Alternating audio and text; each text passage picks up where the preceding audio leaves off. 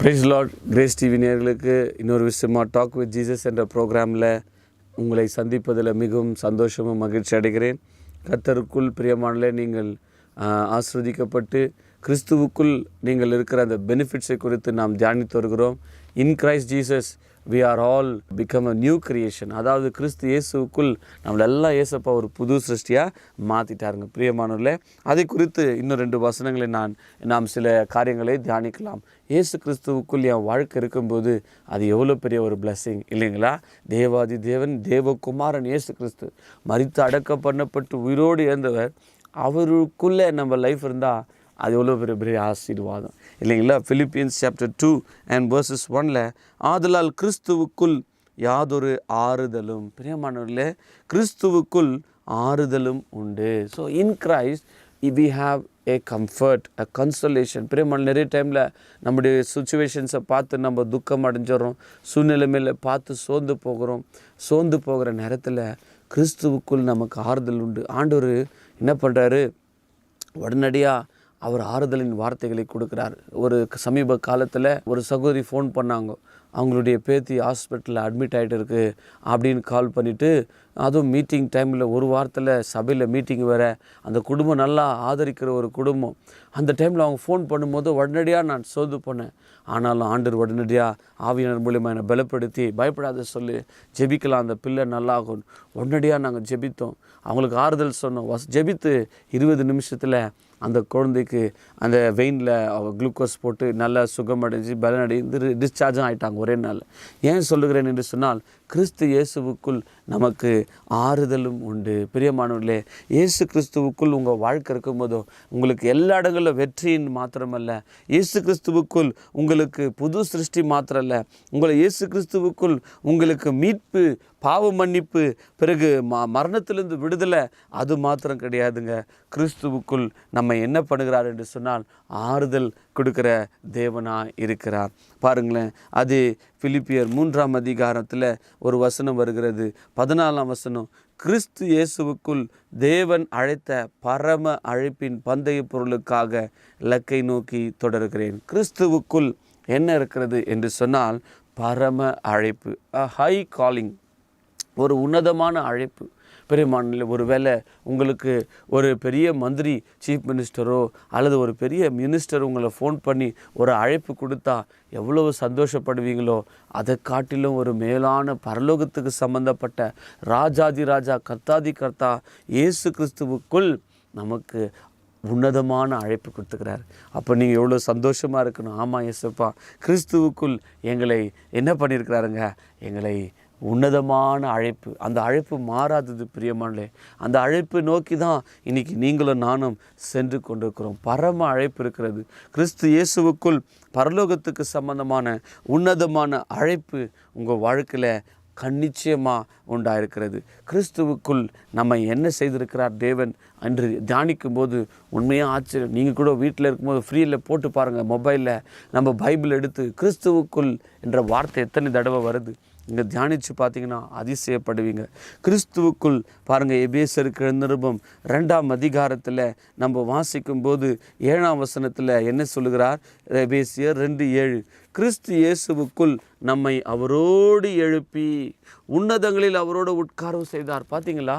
கிறிஸ்து இயேசுவுக்குள் நம்மை அவரோடு எழுப்பிட்டாருங்களாம். அக்கிரமங்களில் பாவங்களை மரித்து கிடந்த நம்முடைய வாழ்க்கையை இயேசு கிறிஸ்து நமக்குள்ளே வரும்போது என்ன செய்கிறார் என்று சொன்னால் அவரோடு எழுப்புகிறார். அப்போ சிலுவில் இயேசப்பா மரிக்கும்போது என்ன அர்த்தம்? என் பழைய மனுஷன் சிலுவில் அறையப்பட்டான். அவர் அடக்கம் பண்ணும்போது என் பாவத்தெல்லாம் அடக்கம் செய்துட்டார் என் ஆண்டவராக இயேசு. ஆண்டவராக இயேசு 3ஆம் நாள் உயிரோடு இருந்தபோது என்னையும் உயிரோடு எழுப்பி உன்னதத்திலே அவரோடு உட்காரவு செய்தார். பாருங்கள், கிறிஸ்து இயேசு. நீங்கள் சொல்லலாம், என்ன பிரதர், நான் இங்கே தானே இருக்கிறேன், பூமியில் தானே இருக்கிறேன். ஆனால் வேதம் சொல்லுது, உங்களுடைய spirit man is in the Lord Jesus Christ. கிறிஸ்துவுக்குள் உங்களை அங்கே உட்கார வச்சிட்டார். அவர் பக்கத்தில் ஒரு பெரிய அதிகாரி பார்த்தீங்கன்னா பார்த்த உடனே அங்கே இருந்துட்டு போங்கன்னு தான் சொல்லுவான். யாரை கூப்பிட்டு பக்கத்தில் உட்கார வைக்க மாட்டான். ஆனால் கிறிஸ்து இயேசுவுக்குள் நம்மை உன்னதத்தில் அவரோடு உட்கார வச்சிட்டாருங்களாம் தேவன். எவ்வளோ பெரிய ஆசீர்வாதம் பாருங்கள். கிறிஸ்துவுக்குள் இன்றைக்கு உங்களுடைய வாழ்க்கை, we are one in Christ Jesus. You can do all things through Christ Jesus. பிரியமானே, என்னை பலப்படுத்துகிற கிறிஸ்துவினால் எல்லாவற்றையும் செய்ய பலன் உண்டு பவுல் சொல்கிறார். ஸோ கிறிஸ்து உங்கள் வாழ்க்கையில் இருக்கும்போது you can do all things through the strength that he has given. கிறிஸ்துவுக்குள் நம்மை பரிபூர்ணமுள்ளவர்களாக மாற்றுகிறார். கிறிஸ்துவுக்குள் எப்பொழுதுமே நம்ம லைஃப் பார்த்திங்கன்னா ஒரு மகிழ்ச்சி தான் பிரியமானவர்களே. அது பிலிப்பியருக்கு நிருபம் 4:4 கர்த்தருக்குள் எப்பொழுதும் சந்தோஷமாக இருங்கள். அப்போது கிறிஸ்துவுக்குள் நம்ம வாழ்க்கை என்ன இருக்குங்களாம்? எப்பொழுதும் சந்தோஷம். சோர்ந்து நிறைய பிரச்சனைகள் வரும், போராட்டம் வரும். ஆனாலும் கிறிஸ்துவுக்குள் உங்கள் வாழ்க்கை இருந்துச்சுன்னா உண்மையாகவே நீங்கள் மகிழ்ச்சியாக சந்தோஷமாக இருக்க முடியும். அது எபேசியர் நாம் வாசிக்கிறோம். God has made us to be a fellow heirs. பாருங்கள், எபேசியர் 1:12 தமது சித்தத்தின் ஆலோசனைக்கு தக்கதாக எல்லாவற்றையும் நடப்பிக்கிறவருடைய தீர்மானத்தின்படி நாங்கள் முன்குறிக்கப்பட்டு கிறிஸ்துவுக்குள் அவருடைய சுதந்திரராகும்படி தெரிந்து கொள்ளப்பட்டோம். இங்கிலீஷில் வருது we are made the inheritance of God. அதாவது எபேசியர் 1:12 தேவன் கிறிஸ்துவுக்குள் நம்மை ஒரு சொத்து மாதிரி பார்க்குறாருங்களாம் தேவன். உங்களுக்கு ஒரு ஏக்கர் லேண்டோ சொத்து இருந்தால் அதை போய் பார்த்துட்டு மகிழ்ச்சி அடைவீங்க. இங்கே ஆண்டவர் சொல்கிறாரு, கிறிஸ்துவுக்குள் நம்ம என்ன பண்ணுறாருங்களா, அங்கே சுதந்திரராகும்படி, அதாவது பரலோகத்தினுடைய வாரிசாக இருக்கும்படி நம்மை தெரிந்து கொண்டார்.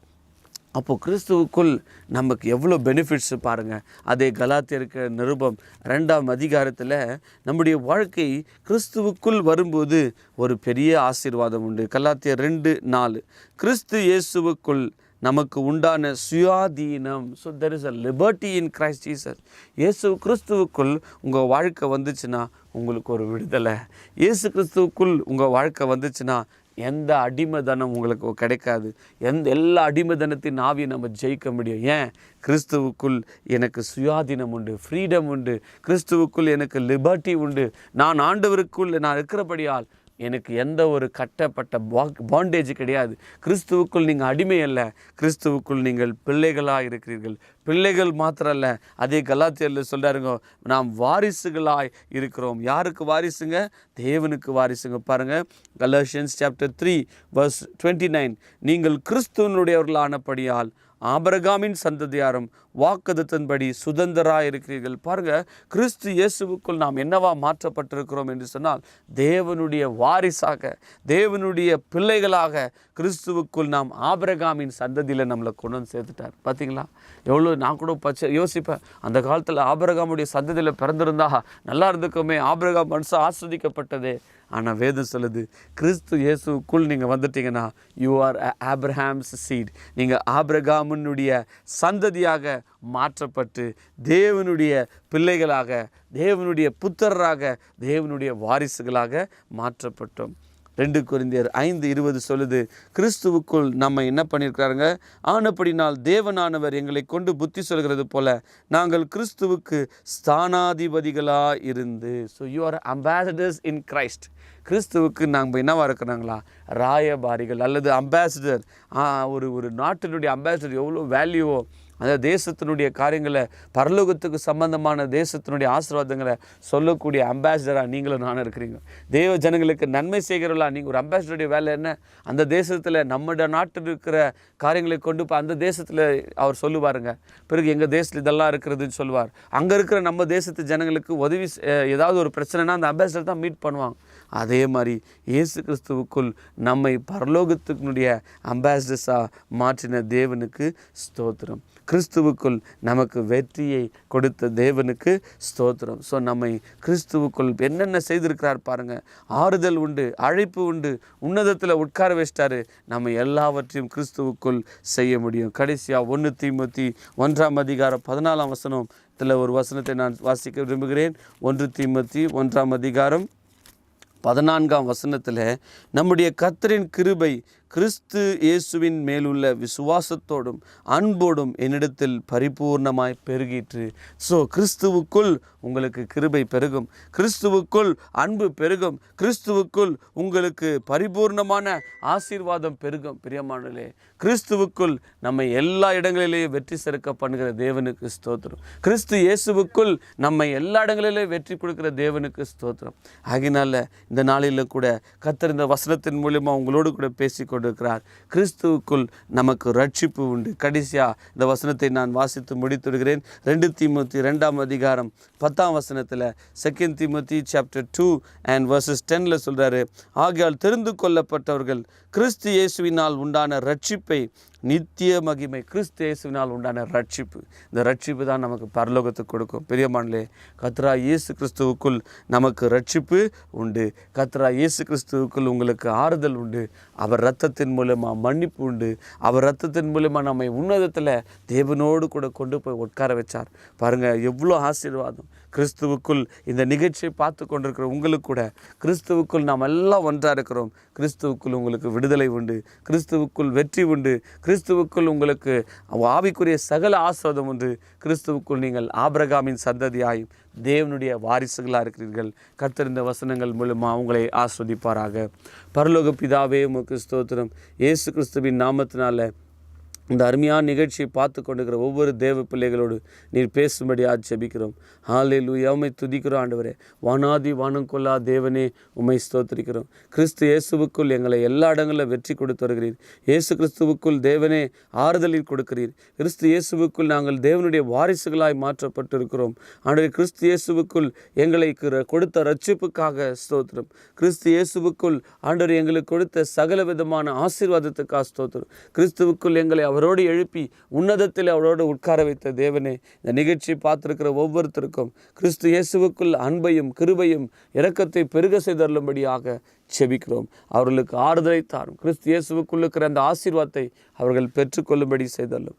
இயேசு கிறிஸ்துவானவருடைய உன்னதமான நாமத்தில், எல்லா நாமத்துக்கும் மேலான நாமம் இயேசு கிறிஸ்துவின் நாமத்தின் மூலமாக வேண்டிக் கொள்கிறோம் பிதாவே. ஆமேன். God bless you.